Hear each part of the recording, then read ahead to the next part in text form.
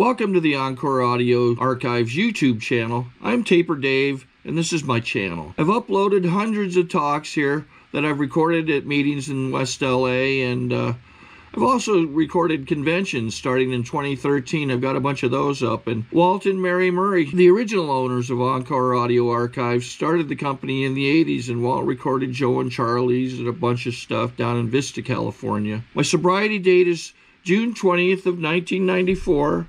I hope you find something you like, so please like and subscribe to my channel and comment down below. If you want to hear something that I don't have or that you don't see, I'll see that I get it. Anyways, take care and have a great day if you want to. Now let's give a warm welcome to our main speaker, Mark.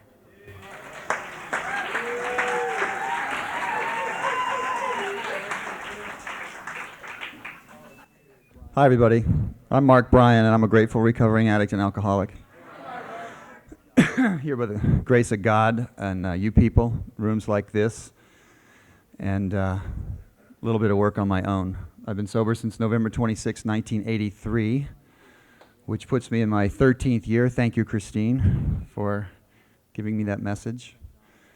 And I'd like to thank Donna for asking me to speak. I've just moved here 90 days ago from Santa Fe, New Mexico, and this is the first time I've had a chance to talk to AA here, really, so thanks. I'd like to dedicate tonight's talk to a few people, particularly my son, Scott, whose birthday it is today. And he's in Virginia Beach, Virginia, and I'll tell you that story in a couple of minutes. And also my nieces and my nephew who are here in the audience tonight, Matt and Brandy and Sarah and Mandy, who have come up from North Carolina to hear their uncle and visit in LA. They know me as Uncle Mark, who for the last 10 years has come in holidays and different times and taken everybody to therapy. Oh, this is fun. Uncle Mark is here again. Let's get in the car. Including this summer, I went and we all went to we went to several therapists just to see what was happening. And my mother chose one who was a Christian therapist, which we wanted to go see. And it's Easter, so I guess I can talk about this. And he ended up calling me a pagan by the end of the hour because I went to AA meetings where we didn't talk about some of the stuff he thought we should talk about. Easter, the resurrection. Ooh. I guess that's what it's all about. I'm going to tell you a little of my story just because it's important, obviously. And it's deep water for me because of where I come from, so I'm a little shaky. I talk in front of a lot of crowds for different things, but not this. I'm a West Virginia hillbilly by birth, born right where the Hatfield McCoys fought. My grandfather is buried in the Devil Lance Hatfield Cemetery.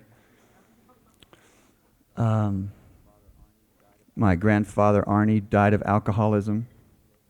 My mother just wrote part of her story for me, and I was 12 days old when she had to flee the house because of the drunkenness and the violence.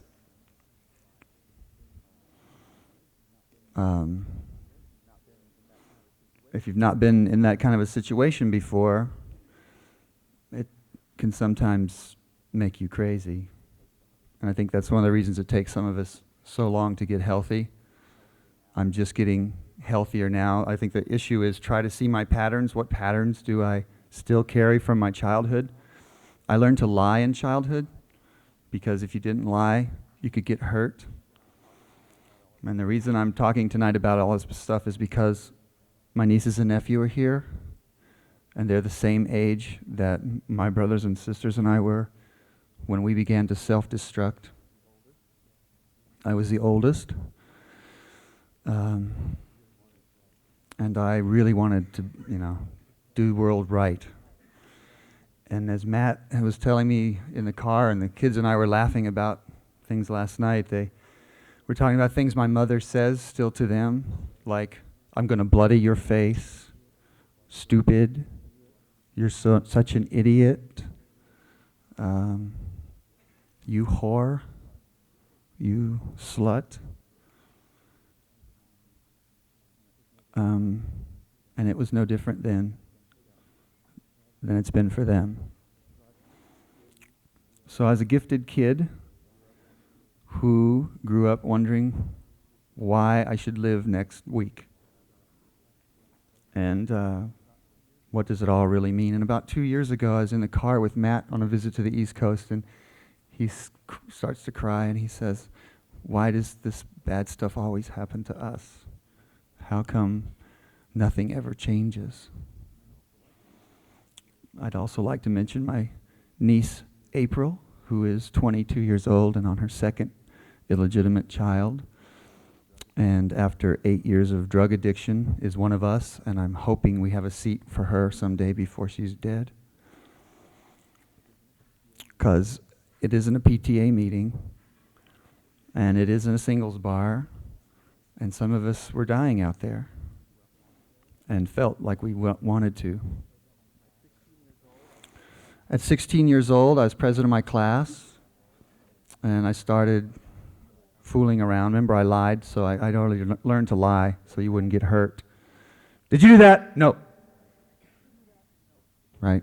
Because the blood and the police were not uncommon. They're still not uncommon. It drove me right into Al-Anon, trying to go home and make a difference. And I apologize, kids, for every time I couldn't be there for you guys in the way I would like to have been. Because I had to stay away. At 10 years old, I wanted to be part of God's army, because my mother's a fundamentalist. And so I was baptized at the Chula Vista Baptist Church, because that's where I was a Navy brat. So I did grade school here in California.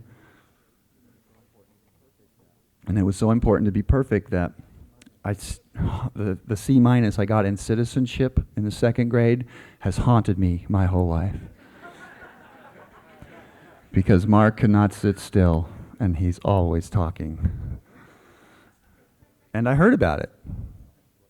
That's what you heard about in my house, was what you did to fail, not the A's or the B's or anything else. We left San Francisco, moved east. We were the house. I love my mother and my father. That's really a hard thing for you guys that might be from a house like I'm from. To love anyway, it's taken me a while.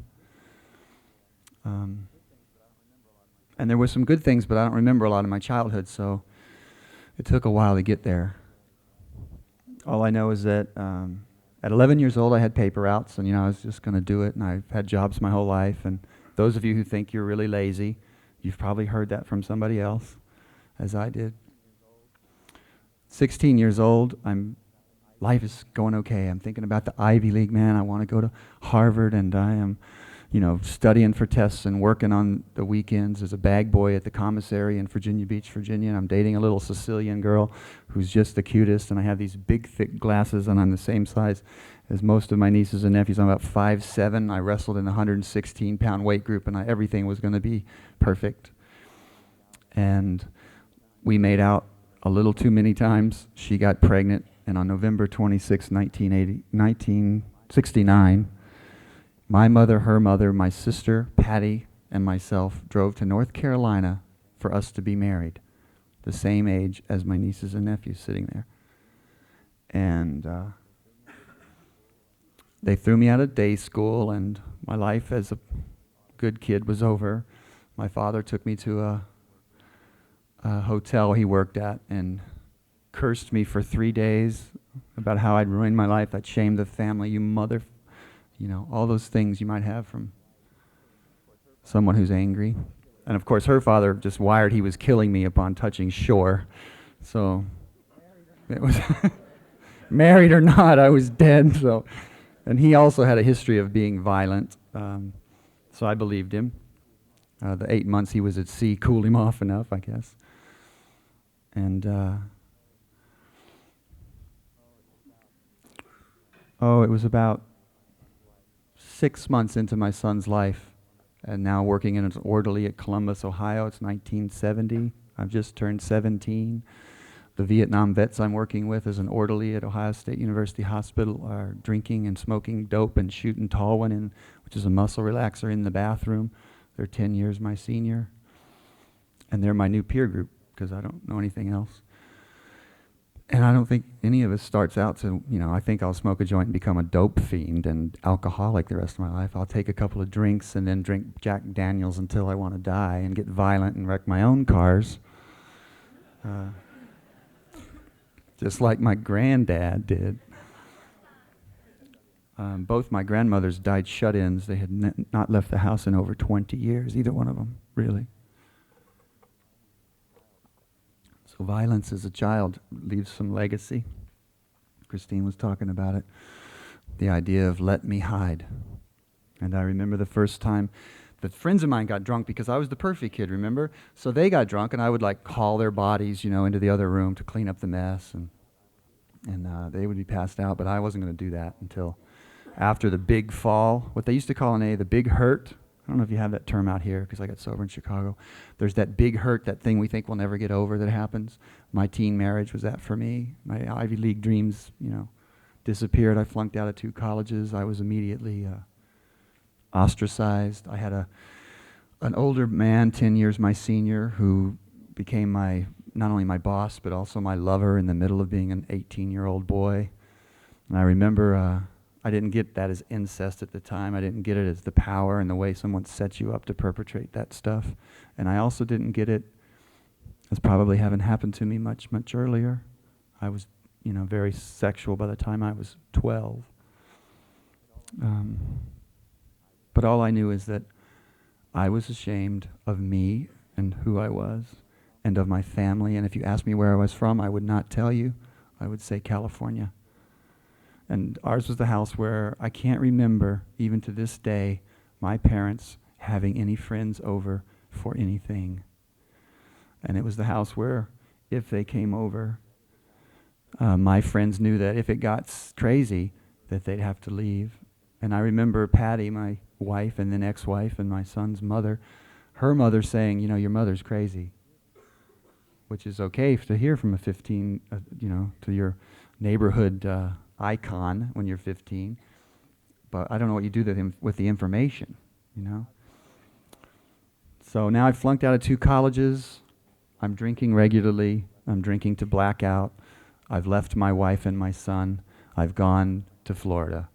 I had 2 groups of friends in Columbus, Ohio, my first year or 2 there while Scott was being born. And there were the black vets I hung with, as the only white-faced guy.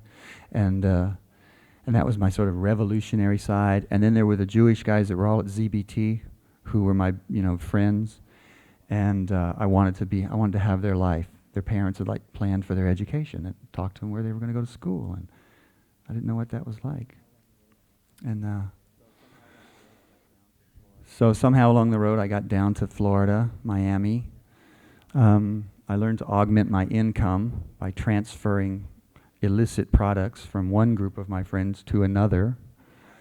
If you buy it here, it's a standard kind of American thing to do, is what I told myself.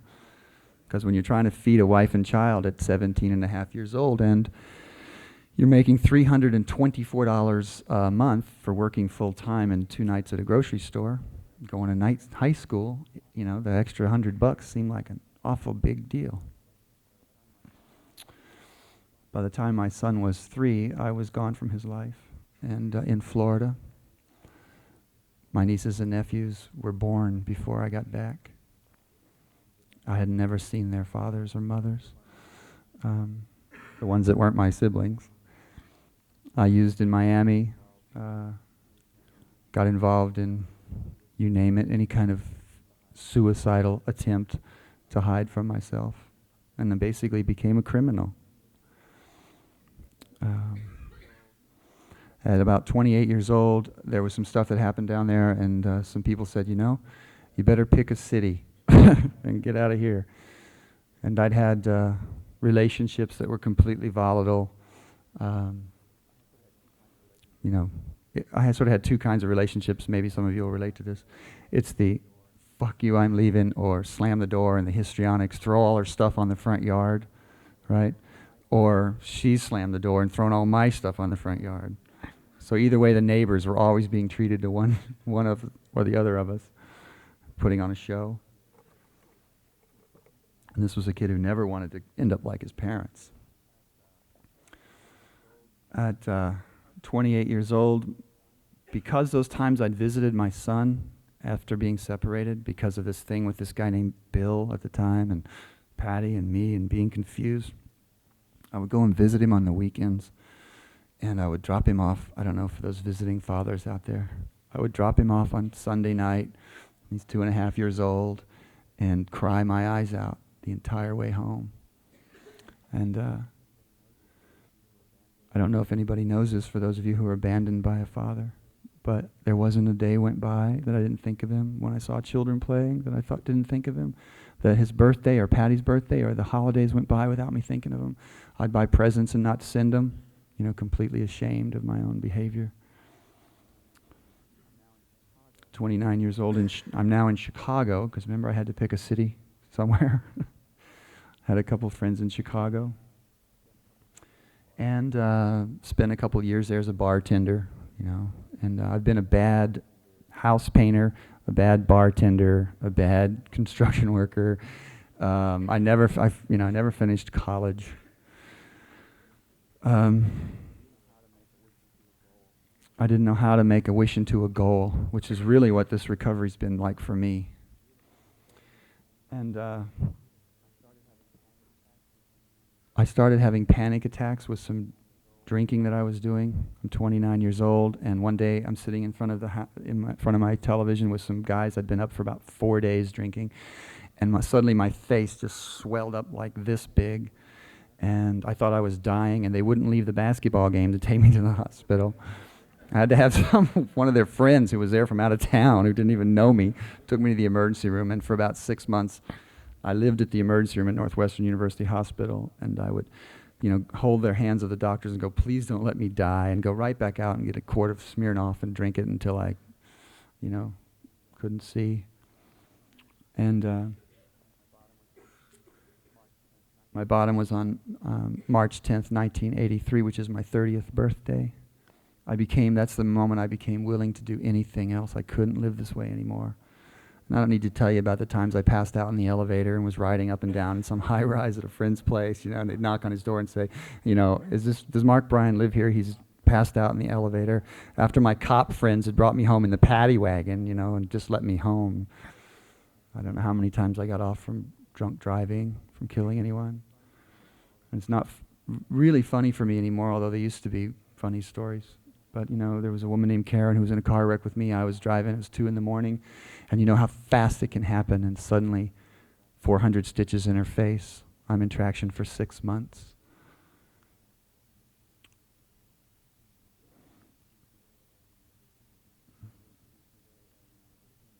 And they introduced me to AA when I was at this chemical dependence unit. And to NA, there was these meetings that you had to go to as part of the part-time hospital. And I had a couple of suits that I bought in a drug deal, and so I would wear these suits at the meetings so they would know I was okay. And I had a high-rise apartment where it was completely empty of furniture except for 2 what I call Fred and Lamont chairs, those 2 lawn chairs that look out off the 47th floor onto Chicago. And I was last arrested in 1982 in October when they came in with a sledgehammer. My friend Jeff, who's in Florida now and a wonderful man I've known 25 years, and I would crash on his couch and the police would come bursting in his house with sledgehammers, and I'd go, I'm sorry, what can I do? And he's never gone to Al-Anon, but boy, he's waiting to go, I'm sure. I would come home and wake him up and go, I've been up for almost a week. And I've just finished a bottle of Jack Daniels, and I'm going to sit here, and if my heart stops and I fall over, will you call the paramedics? And then I would pass out, and he would sit there like this for the whole night,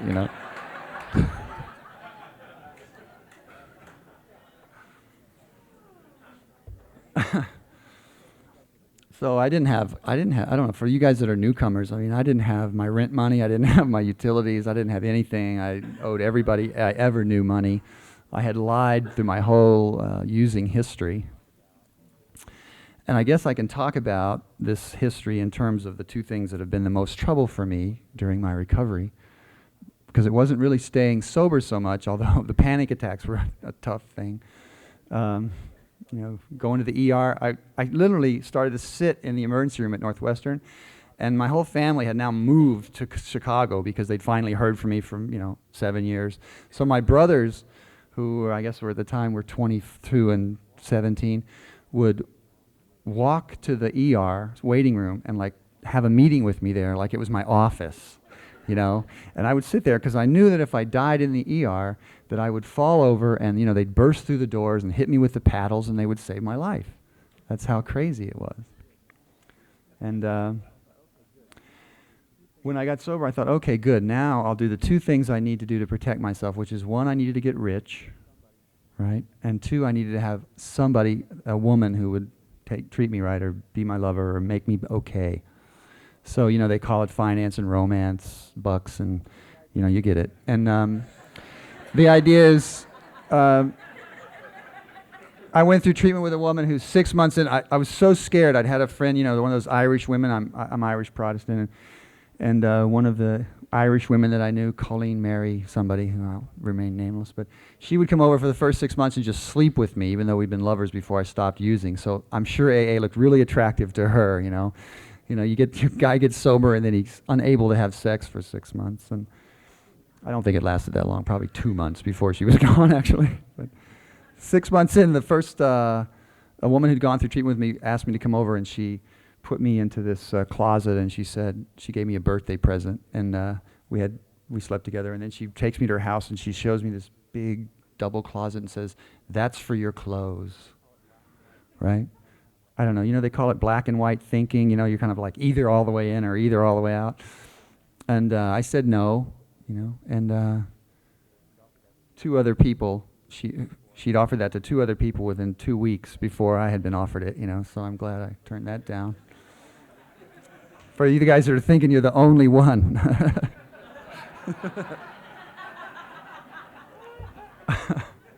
So these have caused me some joys and some problems. And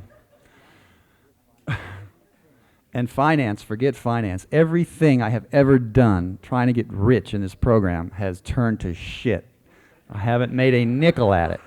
First, I started a commodity business. I knew a drug dealer on the south side of Chicago, and I had Marvin put in 25 grand, and that was like gone immediately for the big house. I'm, sober 10 minutes or whatever it was. It's my first Thanksgiving, and we've rented this place with a jacuzzi and all that, and that money was gone pretty quick. And then I had a guy, when that money went out, who said, well, I got this new product I want you to help me invent, and I got a few $1,000s, let's do that. So I did that, and we worked together a couple of years to do something. It took me to China. I learned a lot about that stuff. But then he went crazy because he was like in treatment when I was maybe a year sober. And within about a year and a half of his sobriety, he stopped going to meetings. And by 2 years, he was crazy. Now, by this time, of course, he's my business partner and my roommate.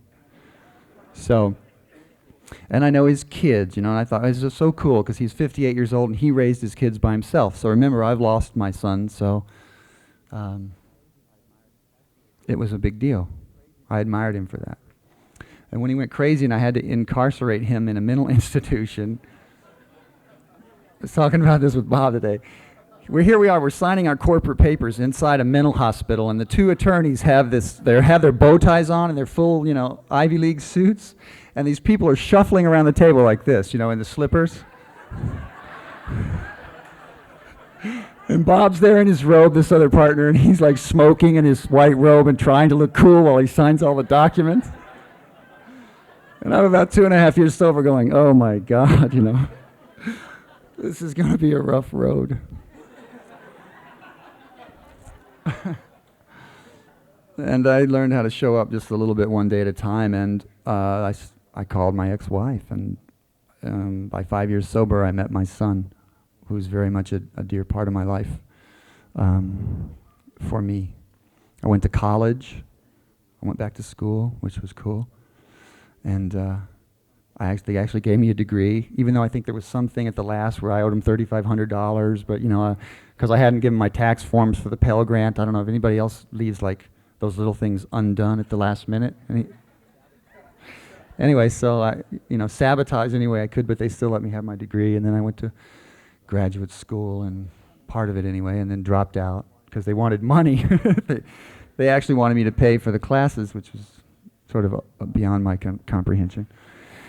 And my idea of honesty at the time, even a few years sober, someone said they were 5 years sober. We used to call it the second surrender. It's when everything stops working that you've been doing the very first 5 years. So, being honest with a woman and saying, well, I'm dating Debbie and Eugenie, and Jeannie, I'm going to see you on the weekends, and Deb, I'm going to see you on Tuesdays, and this is how it is in my life, and if you want to be there, then great, and if you don't, goodbye. And they were, I drove them into Al-Anon eventually because they'd have to wonder why they kept doing that. And I've become more emotionally honest over the years, I will have to say. My first year home, just because these guys remember, they were like 3, I drove home in a very expensive car, the town car. I was going to the West Virginia hills, and it had to have a phone in it. So even though I knew it wouldn't work in the mountains, and I filled the trunk with presents, and I drove back. Mark's coming home, right? It's cool. Everything looks great. I don't know if anybody heard that you can't get better and look good at the same time.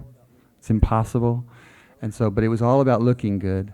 And I drove home, and I gave the presents out, and those dolls and stuff were torn up in minutes. And I remember lining the whole family up and going, there's a fatal flaw in this family, and I'm going to find it. So wonderful to have Mark home again after his years of drug addiction and insanity.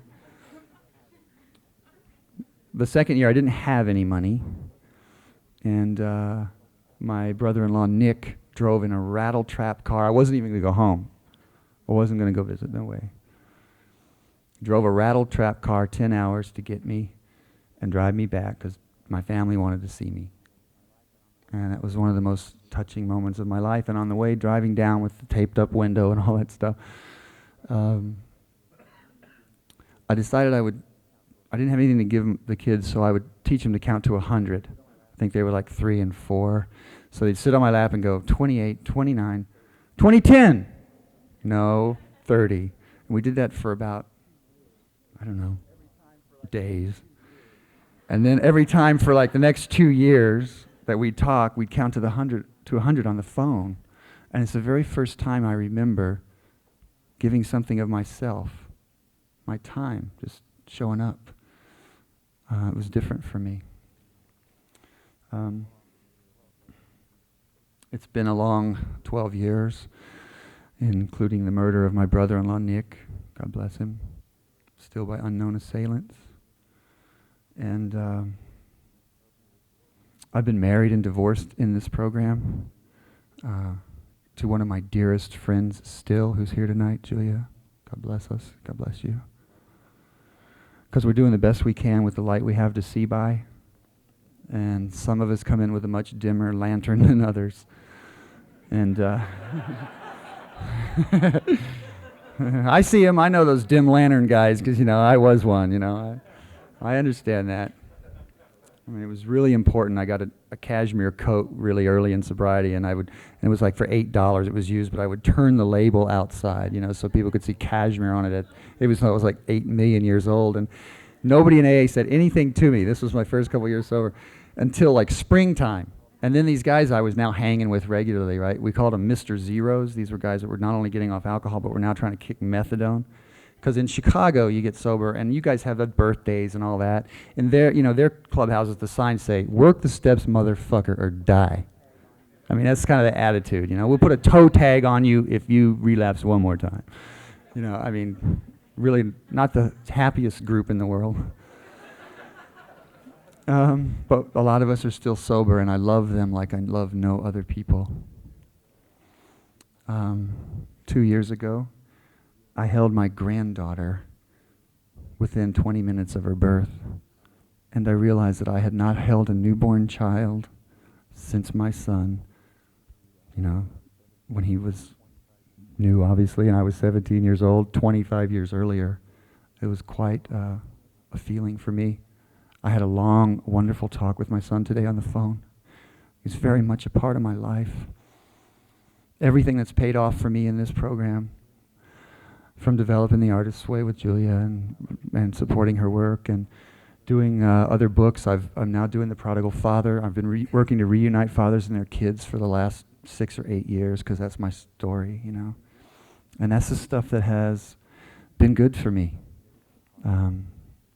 This year I got admitted to Harvard. And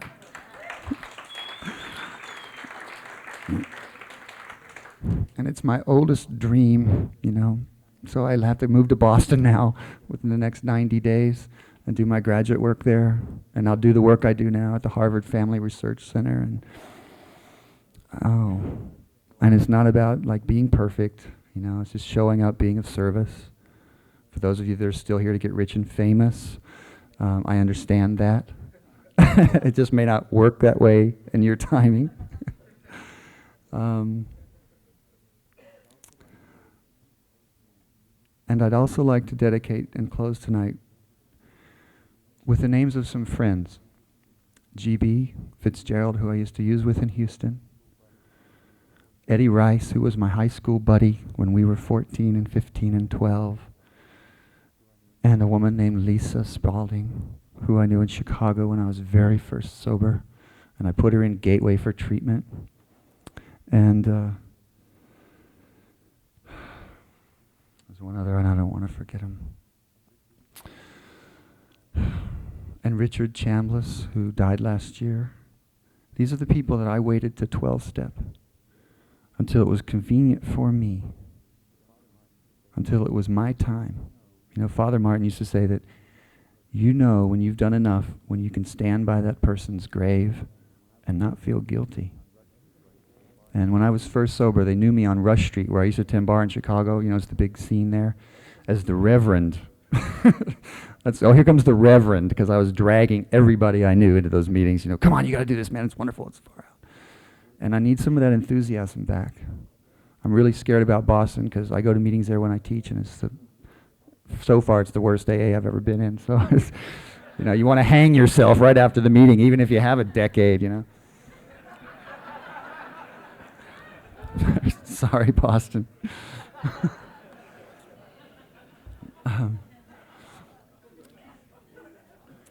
But I have a life today.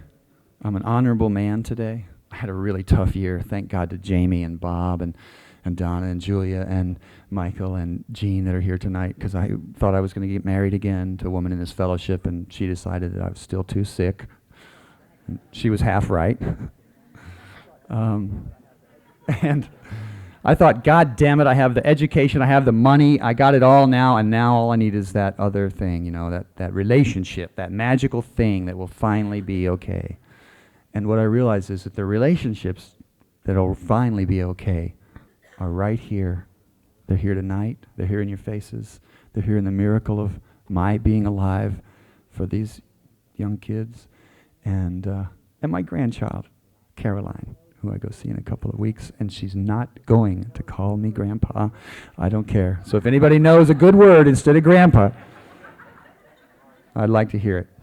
God bless y'all. Thanks.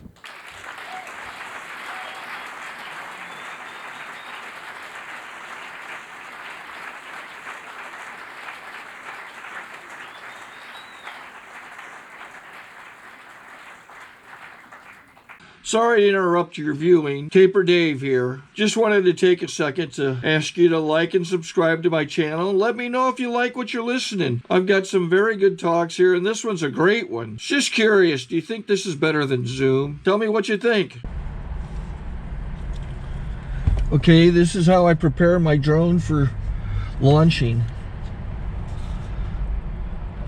I like to do it inside the cab of my truck so I'm not standing outside in the weather.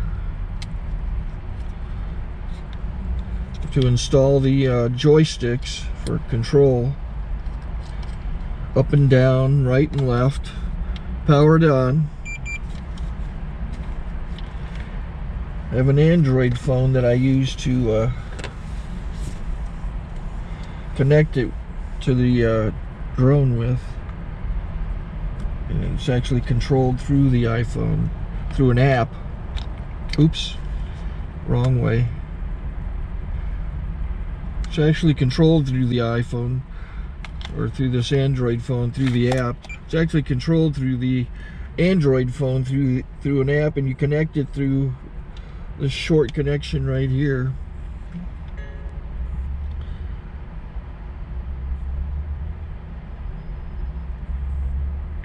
Remote control connected. Remote control's connected.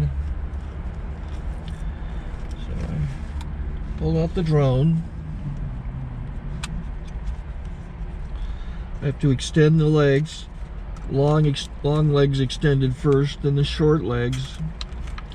Remove the gimbal protector.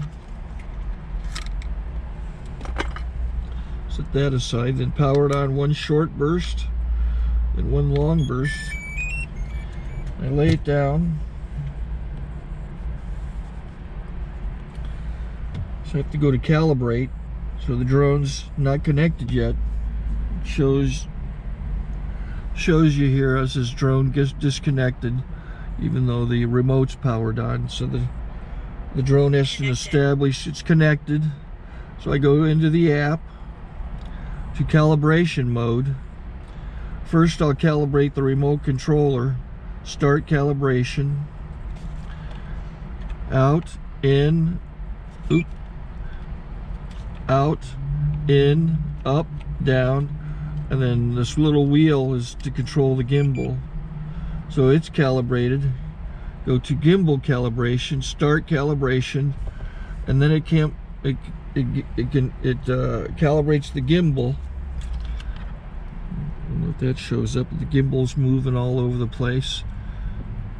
Changes, you can see it on the video. And I'm calibrated to take off. It's acquired 7 satellites at the moment. There are 26 satellites up in the sky, which it has to acquire before you can take off. So it's connected. It's got enough satellites. This is white. I can go to press this little arrow button, swipe right to take off, and it would start the motors if I slid this to the right. But I'll wait till I get outside. Don't want to do it inside.